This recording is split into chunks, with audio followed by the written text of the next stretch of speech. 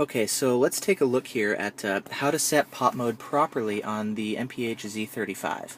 It is a little bit confusing, and I've seen a couple people doing it wrong, and I was actually doing it wrong at first as well, because again, it is kind of confusing. So here's the issue with it. We've got the gun turned on. Let's actually just power cycle it real quick. Test. Okay. Now here's what we're going to do. We're going to push the setup button. Pop. When we do that, it looks like pop mode is engaged. So let's just go ahead and do some, pop shots. And oh, that's interesting. Look at that. The V1 caught it.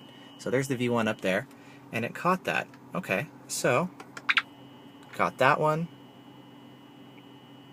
And I got it muted right now because it's savvy, so it's going to be quiet, but you can see it caught that one as well. So it looks like, oh, V1's doing a great job catching these pop shots. That's interesting. But the issue here is that it's not actually in pop mode yet. The way to correctly set it into pop mode is as follows.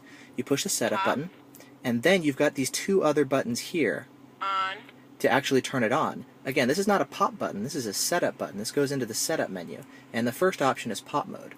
So you push setup, and then you get to here. Audio. Oops. Let's do this. Pop. Off, on, off, on, off, on. As you can see, these are the options for actually adjusting pop mode. Just because you've gone into the pop mode menu option does not mean that pop mode is actually turned on. So, push setup and then turn it on. And now, when we shoot,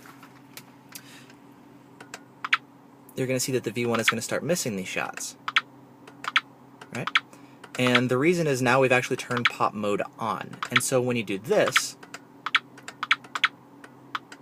you're going to see it's just going to do this. And the way it works with the trigger pulls, as long as you don't do the shot, the trigger pull longer than a second, it'll actually stay in pop mode.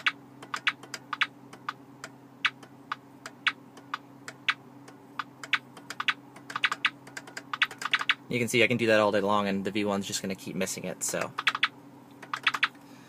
yep. So cool. There you go.